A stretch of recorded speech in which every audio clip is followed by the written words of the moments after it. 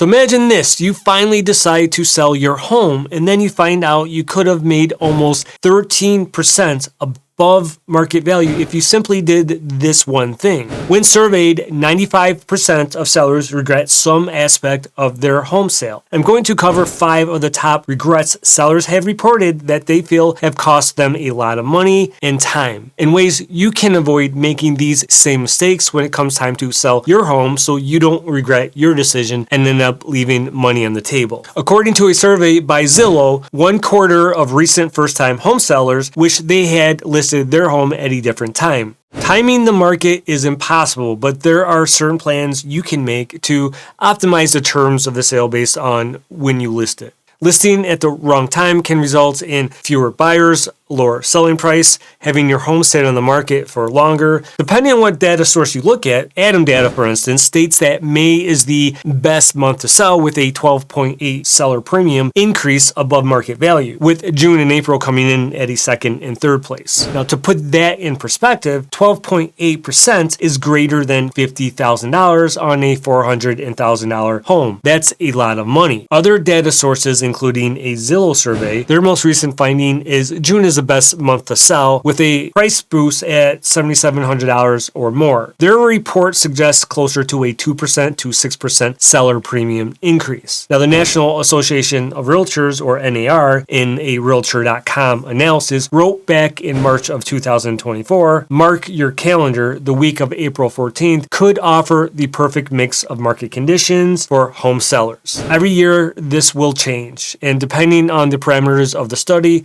that will vary. I don't think you're surprised by the best times a month to sell in spring and summer months, but the difference in the premium sales price, according to their analysis, is a significant amount that I would think most sellers would not want to ignore. Now, your local realtor will have access to pre-existing market trends specific to your location and important factors that will directly impact the ideal time to put your home on the market. That is the first place you should start when you want to determine the best time to list your home on the market, so that you net a much higher price in the end. Broken doorknobs, leaky faucets, and tired carpets might seem minor, but they can send a dangerous signal to potential buyer. If these little things are neglected, what major problems might this house have? Most buyers will ask. More than 1/4 of recent first-time sellers think they could have gotten a higher sale price for their home if they had invested more time in the improvements and the repairs. Neglecting repairs not only impacts the sale price, it also deters offers altogether. A buyer might mentally deduct more from their offer than the cost of fixing the issues themselves. Or worse, they may skip your listing entirely in favor of one that looks better maintained. According to the survey by Zillow, roughly 2/3 of recent sellers took on at least 2 home improvement projects. 74% of those surveyed believe the projects they completed helped to sell their home. Now, ignoring important updates and repairs can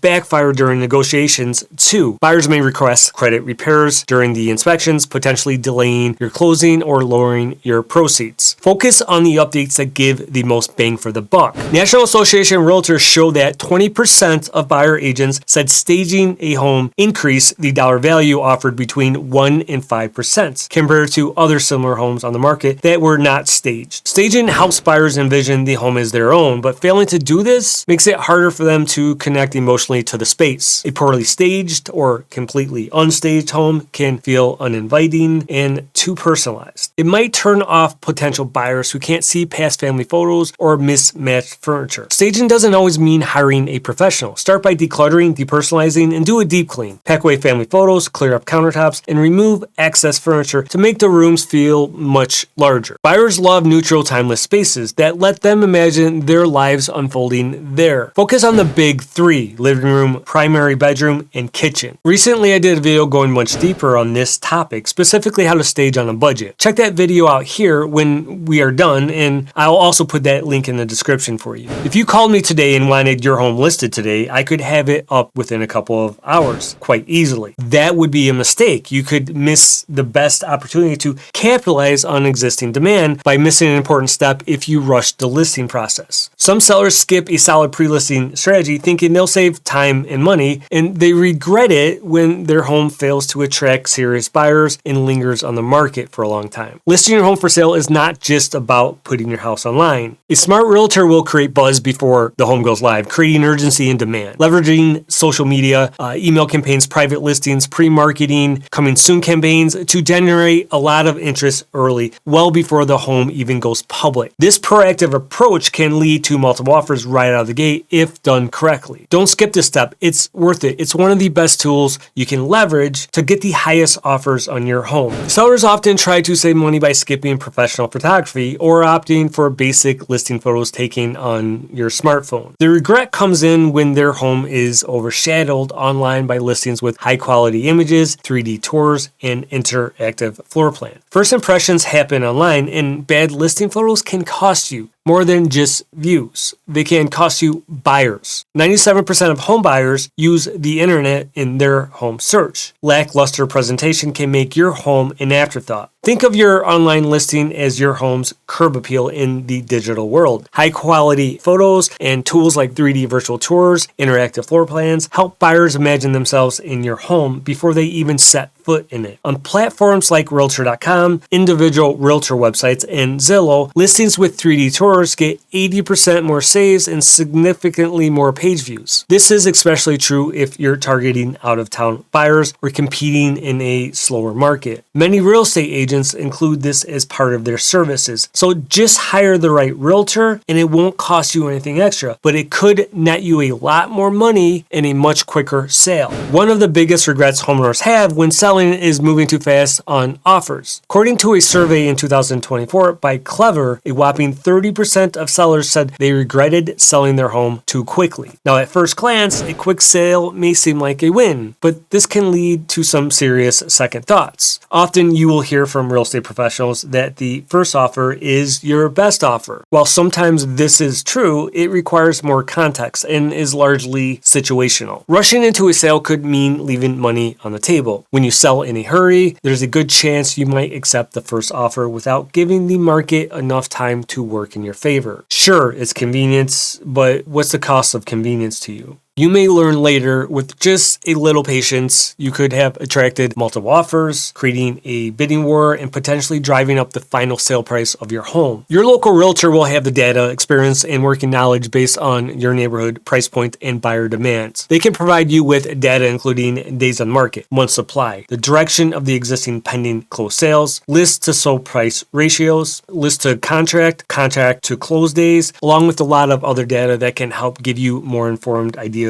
on timelines and expectations. Before I get to the next regrets, I know finding an experienced real estate broker can be difficult. I work with a ton of realtors across the country. If you're looking for someone to help you in your area, send me a quick message. My contact info is in the description listed below. I'll reach out to you directly to get you set up. Sellers often underestimate how much it costs to sell their home. Between repairs, closing costs, commissions, and everything else, the average seller spent about $54,616 just to get their home off the market. That's a lot of money, right? More than 42% of sellers said the cost was higher than expected, and 89% would have made different decisions if they'd known the true costs up front. This is an important point. When you don't fully grasp the costs involved, you are more likely to make decisions you regret later, like pricing your home incorrectly, rushing the process, or skipping essential steps prior to putting the home on the market. When you meet with your realtor, be sure they are providing a net sheet breaking down all the costs that you can expect. Do not sign anything until you see a breakdown and